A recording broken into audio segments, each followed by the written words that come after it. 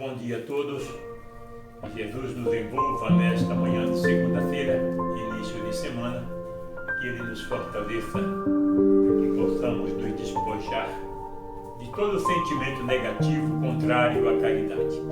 Vamos dar prosseguimento no estudo da Gênese de Allan Kardec.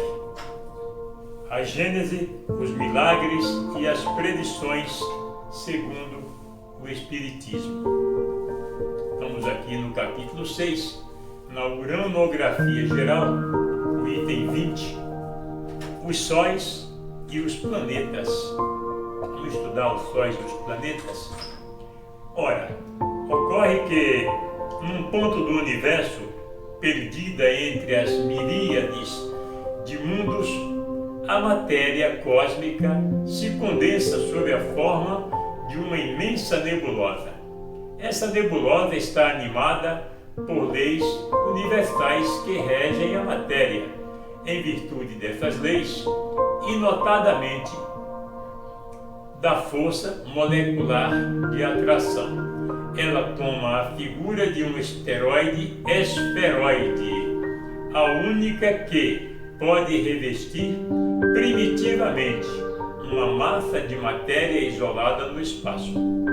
O movimento circular produzido pela gravitação, rigorosamente igual de todas as zonas moleculares para o centro, logo modifica a esfera primitiva para conduzi-la de movimento em movimento para a forma lenticular. Falamos do conjunto da nebulosa. Novas forças surgiram em consequência desse movimento de rotação. A força centrípeta e a força centrífuga. A primeira, tendendo a reunir todas as partes ao centro. A segunda, tendendo a distanciá-las dele. Ora, o movimento se acelerando à medida que a nebulosa se condensa, e seu raio aumentando à medida que ela se aproxima da forma lenticular. A força centrífuga, incessantemente desenvolvida pelas suas duas causas, logo predomina sobre a atração central. Do mesmo modo que um movimento muito rápido da funda parte, acorda e deixa escapar para longe o projétil. Assim, a predominância da força centrífuga destaca o centro equatorial da nebulosa, e desse anel forma uma nova massa, isolada da primeira, mas não obstante submissa ao seu império. Essa massa conservou o seu movimento equatorial que, modificado, torna-se seu movimento de translação ao redor do astro solar. Além do mais, o seu novo estado lhe dá um movimento de rotação ao redor do seu próprio centro. A nebulosa geratriz que dá nascimento a esse novo mundo condensou-se e retoma a forma esférica. Mas o calor primitivo, desenvolvido pelos seus movimentos diversos, não se enfraquecendo, senão com uma extrema lentidão. O fenômeno que acabamos de descrever se reproduzirá com frequência e durante um longo período, enquanto essa nebulosa não se tornar muito densa, bastante sólida para opor uma resistência eficaz às modificações, de forma que lhe imprime sucessivamente o seu movimento de rotação. É pura ciência, não? Maravilhosa. Ela não terá, pois, dado nascimento a um único astro, mas a centenas de mundos destacados do foco central, resultantes dela pelo modo de formação mencionados mais acima. Ora, cada um desses mundos revestidos como o mundo primitivo de forças naturais que presidem a criação de universos engendrará, em seguida, novos globos, gravitando doravante ao redor dele, como se gravita concorrentemente com seus irmãos ao redor do foco de sua existência e de sua vida. Cada um desses mundos será um sol, centro de um turbilhão de planetas sucessivamente saídos do seu equador. Esses planetas receberão uma vida especial, particular, embora dependente de seu astro gerador. Os planetas são assim, formados de massas de matéria condensada, mas não ainda solidificada, destacadas da massa central pela ação da força centrífuga e tomando, em virtude das leis do movimento, a forma esferoidal, mais ou menos elíptica, segundo o grau de fluidez que conservavam. Um desses planetas será a Terra, que antes de estar resfriada e revestida de uma crosta sólida, dará nascimento à Lua, pelo mesmo modo de formação astral ao qual deve a sua própria existência. A Terra, doravante inscrita no livro da vida, berço de criaturas, cuja fraqueza está protegida sob a asa da divina providência, corda nova na harpa infinita, que deve vibrar em seu lugar no concerto universal dos mundos. Vamos entrar aqui agora nos satélites.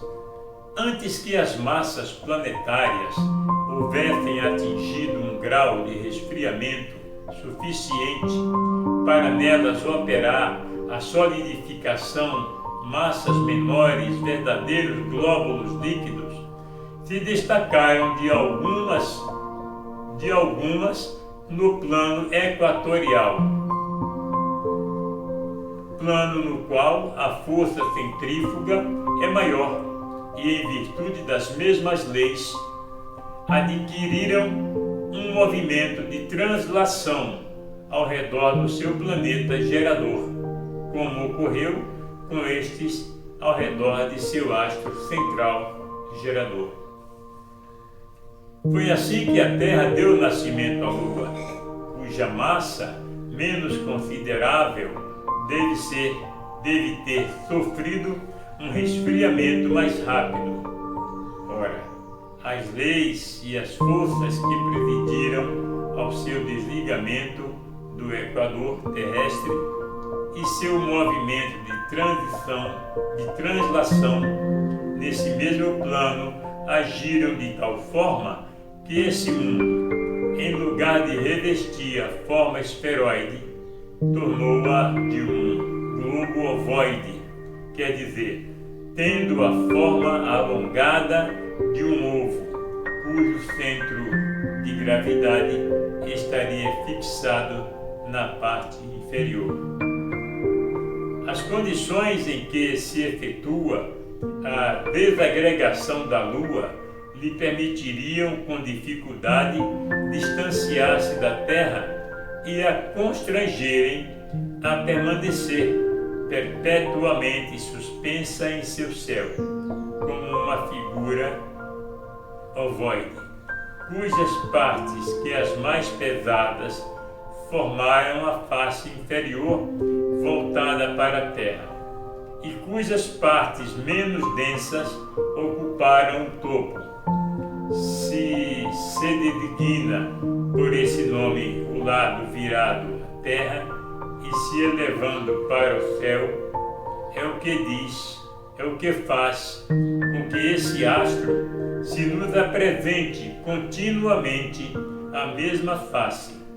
Pode ser comparado, para melhor fazer compreender o seu estado geológico, a um globo de cortiça cuja base voltada para a Terra seria formada de chumbo.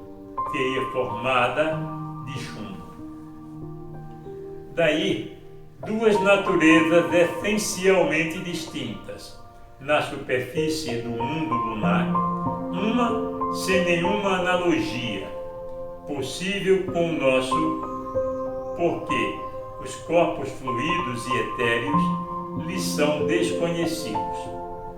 A outra, leve relativamente à Terra, uma vez que todas as substâncias, as menos densas, se assentarão sobre esse hemisfério. A primeira perpetuamente voltada para a Terra, sem água e sem atmosfera. Se algumas vezes não está nos limites desse hemisfério subterrestre, a outra, rica em fluidos, perpetuamente oposta ao nosso mundo. O número é o estado dos satélites de cada planeta. Variaram segundo as condições especiais nas quais se formaram. Uns não deram nascimento a nenhum astro secundário, tais como Mercúrio, Vênus, Marte, ao passo que outros formaram um ou vários deles, como a Terra, Júpiter, Saturno e etc. Além dos seus satélites ou luas, o planeta Saturno apresenta o fenômeno especial do anel, que visto de longe parece rodeá-lo como uma branca auréola. Essa formação é para nós uma nova prova da universalidade das leis da natureza. Esse anel é com efeito o resultado de uma separação que se operou nos tempos primitivos no equador de Saturno, do mesmo modo que uma zona equatorial escapou da Terra para formar o seu satélite.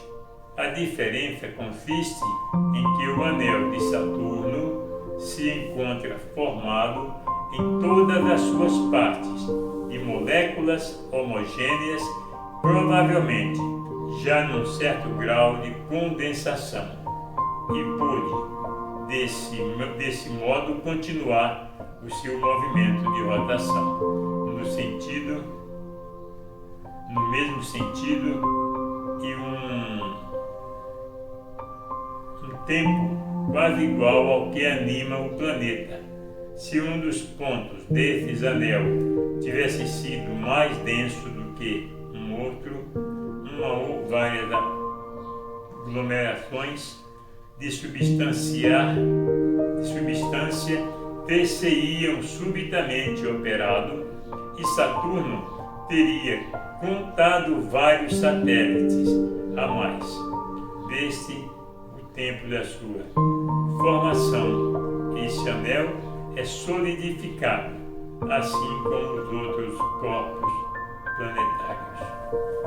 Muito bem, vamos parar por aqui para darmos sequência amanhã ou depois, nesse mesmo capítulo, Uranografia Geral, item 28, os cometas. Vamos falar sobre isso.